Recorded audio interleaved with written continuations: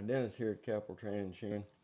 Have you been watching a lot of these videos and like what you see, and then go out to the barn and try to put it together and find that it's not working for you as well as it, it seems to work on the videos, whether it be mine or somebody else's? I think that's pretty typical.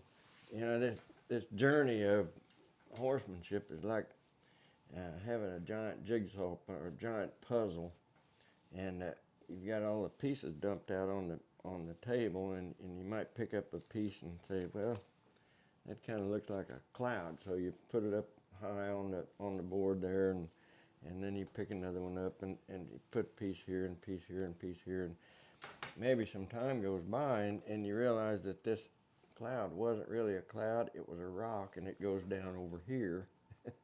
And it fits better here, and it works better here. And so what am I getting at is, you know, nobody arrives at the beginning. We all are at a starting place. We are where we are, and we're there so that we can take the next step.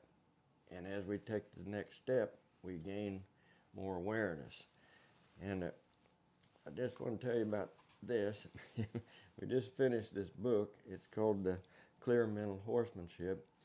And this might possibly have some elements in it to really help you. You might have some awareness, light bulb moments come on after reading this book. This is a book of a lot of my personal story, my personal journey, how a lot of times when things weren't working, what I did, how to get through them, we wrote this to be an encouragement to you that just keep going, keep looking, keep searching, and you know it's a never-ending journey, and that makes it fun, because it is an art form that we never seem to arrive at.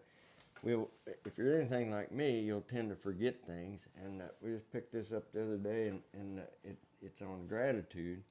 Gratitude is something I used to focus on quite often, and I'd kind of gotten out of the habit of gratitude, and I picked this up and read it, and this jogged my memory, and hopefully it'll jog yours. I'll read just a little bit for you here. Gratitude isn't a sentimental or a soft or sentimental. It is a tool, a powerful one, and when practiced consistently, it can change the way you think, feel, and perform. Now, isn't that a mouthful? How could one word have so much power? It is a wonderful tool that we have with us every day if we'll just simply use it. And how do we use it? I think this is important about gratitude as well. It literally trains your brain to scan for positive instead of threats, instead of negatives. And that will really help you when it comes to working with your horse, because if you're out there looking for something to be wrong, that's what you're going to find. But if you go out there with the expectation that things are going to be good, you'll start looking for that. And what starts to happen is the good starts to take more precedent over the bad, and it will start to be there on a more consistent basis, and you're going to start having more fun. Your horses are going to get softer, they're going to get happier, just because you've got a new outlook on life. And that's very important. If you've been doing the physical things, been doing your homework, you've been working with the horse, and he's not improving, we got to do something different. It's a fact that if we're trying to change externals without changing what's inside, what's inside our head, what's inside our heart, how we're feeling, nothing's going to work. It might work once in a while, but you can't repeat it. But if you start focusing on yourself, the fact is life is one big continuous self-improvement or self-destructive path. We're either on one or the other. I don't think we can sit in the middle and just kind of there. We're either getting better every day or we're going the other direction. So hopefully this book can be somewhat of an inspiration to you to help you on that path of good direction. A friend of mine was by it the other day, and this gentleman's 82 years old.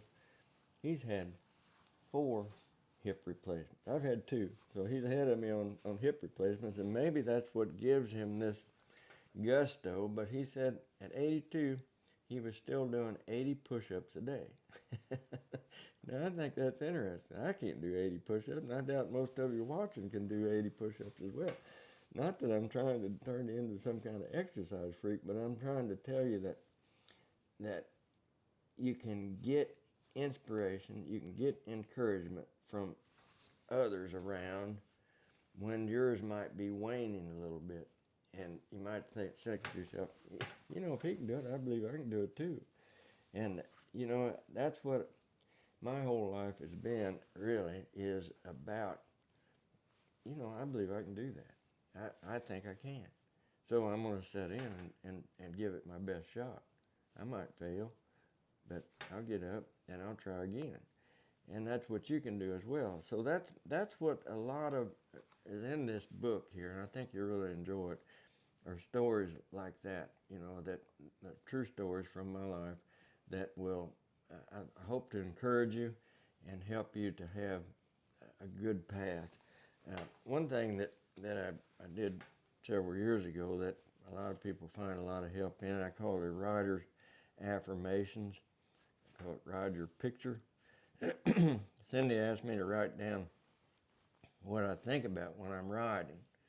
And this has been several years ago, and I just wrote these down right off the top of my head. So this, whenever you can do that, have a thought, and you can have what comes out of you at the moment. That tells you a lot about where you are. But this is what I think about. I still think about this when I'm riding. These are, my horse is straightforward and relaxed. I'm always looking for that. My horse is engaged mentally and physically. The two have to work together. My horse is attentive and alert to my slightest signal. There's going to be a lot of talk about you being attentive and watching for your horse's slightest try, and that's what the next one is. I'm prepared to the best of my ability, and I trust the preparation. I always allow my horse to experience the freedom that comes from being in my clear mental picture. There's that word again. That was a long time ago. I expect nothing but the best from myself and my horse. I stay in the now and tend to the task at hand. And if you will get to where you think about those things without trying to think about them, where they're just a part of you, they become you. You put this in your head, you keep putting it in your head, put it in your head, and then it becomes you, then it comes out of you. And that's the only way you can have good timing with your horse. You can't have external inspiration and then relay it to your horse, because it's going to be late or early, it's going to be just right to be wrong, therefore it's not going to work. You know, it's got to come directly from your thought, your inside, out directly to your horse. And, you know, I hope that offer you some encouragement. I appreciate it if you'd, take a look at that, and glad to have you with us. Thank you.